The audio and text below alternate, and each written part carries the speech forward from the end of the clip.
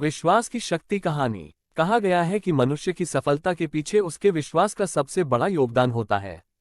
ये सही भी है क्योंकि हमारे आसपास ही कई ऐसे सफल लोगों के उदाहरण मिल जाएंगे जिन्होंने अपने विश्वास और दृढ़ इच्छाशक्ति की बदौलत सफलता के कदम चूमे हैं।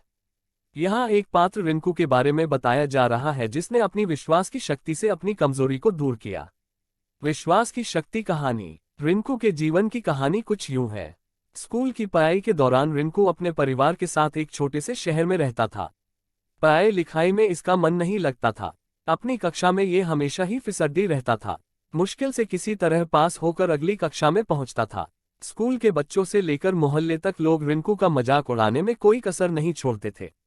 रिंकू की पढ़ाई में कमजोरी से उनके माता पिता भी दुखी रहते थे। पढ़ाई में पिछड़ने का दुख तो रिंकू को भी होता था, परंतु कोशिश करने पर भी पढ़ाई में उसका मन नहीं लगता था। हर तरफ से उपेक्षा और तिरस्कार से दुखी होकर अंततः रिंकू ने पढ़ाई छोड़ने का मन बना लिया। अभी वह 10वीं कक्षा में था। उसकी पढ़ाई की जो स्थिति थी उससे बोर्ड की परीक्षा में उसे पास करने की उम्मीद लगभग न के बराबर थी। अपने जीवन से निराश रिंकू एक दिन जब स्कूल से घर लौट रहा था तो रास्ते में एक जगह रामायण की कथा हो रही थी। उस समय ओजस्वी स्वर में कथावाचक लंका कांड की व्याख्या कर रहे थे। कथावाचक के ओजस्वी स्वर से बुरे ख्यालों में खोए रिंकू की तंद्रा भंग हुई और वह सम्मोहित होकर कथास्थल की ओर चल पड़ा। कथास्थल पर पहुंचकर वह जगह बनाते हुए आगे की पंक्ति में जा बैठा। रिंकू को देखकर कथावाचक मुस्कुराए और अपनी कथा को जारी रखा। रिंकू एकाग्रता से कथा के एक एक शब्द को सुन रहा था। इस समय कथावाचक कह रहे थे, समस्या बड़ी गंभीर थी। सागर तट पर भगवान राम की सेना के सभी योद्धा लक्ष्मण, हनुमान, सुग्रीव, अंगद आदि गंभीर सोच में डूबे थे। जटायु से ये तो पता लग गया था कि रावण सीता को लेकर दक्षिण दिशा में उफनते समुद्र के पार स्थित अपने राज्य लंका में गया है, परंतु इस विशाल समुद्र को लांघ कर लंका जाएगा कौन? समस्या विकट थी। तभी वहां की शांति सुग्रीव के आवाज से भंग हुई। सुग्रीव ने प्रभु राम से कहा कि हमारे बीच एक ऐसे दिव्य शक्ति है जो समुद्र लांघ कर लंका जा सकती है। तब भगवान राम की जिज्ञासा को शांत करने के लिए सुग्रीव ने महाबली हनुमान की ओर देखा। सुग्रीव के संकेत से हनुमान जी सकपका गए।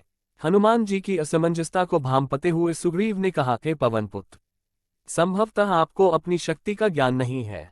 बचपन में आपने सूर्य को एक फल समझते हुए एक छलांग में उसे सैकड़ों कोस दूर जाकर निगल लिया था, तो फिर लंका की दूरी ही क्या है?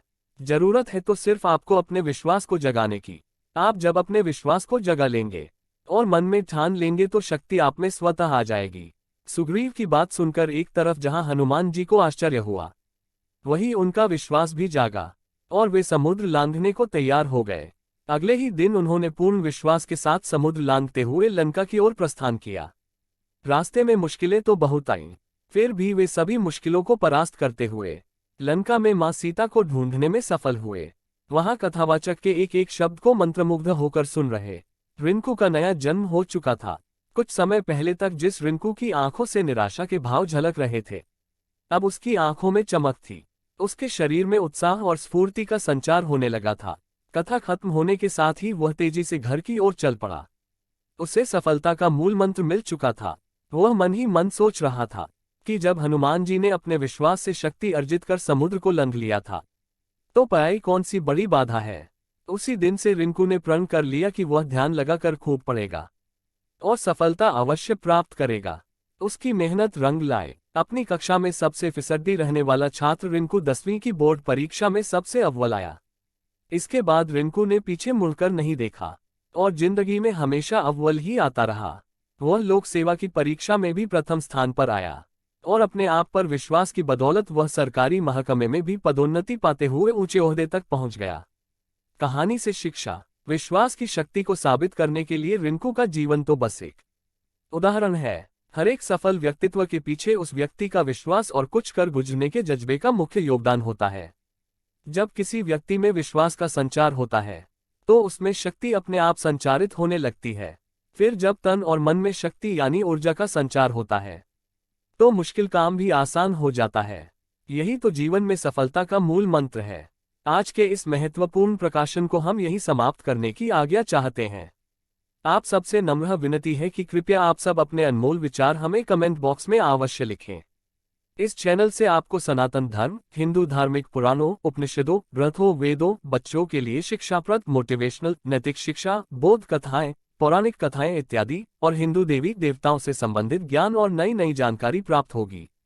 ये चैनल ज्ञान का खजाना है जो अधिकांश ज्ञान और जानकारी प्रदान करता है जो किसी व्यक्ति के लिए खुद को सही ढंग से समझने और उनके आसपास की दुनिया को समझने के लिए महत्वपूर्ण है। जीवन के बारे में आपको जो कुछ भी जानने की जरूरत है वह इस चैनल में है, लगभग सब कुछ। इस चैनल को अपने दोस्तों रिश्तेदारों में शेयर करें और सब्सक्राइब करें। सनातन धर्म व भारतवर्ष के हर पहलू के बारे में हर माध्यम से जानकारी जुटाकर उसको संपूर्ण व सत्य रूप से आप लोगों तक पहुंचाना मेरा उद्देश्य है। यदि किसी भी विषय में मुझसे किसी भी प्रकार की कोई त्रुटि हो तो कृपया इस लेख के नीचे टिप्पणी कर मुझे अवगत करें। अच्छे विचारों को हम यहाँ प्रकाशित करते हैं। ये चैनल धार्मिक और अन्य महत्वपूर्ण जानकारियों से संबंधित चैनल है।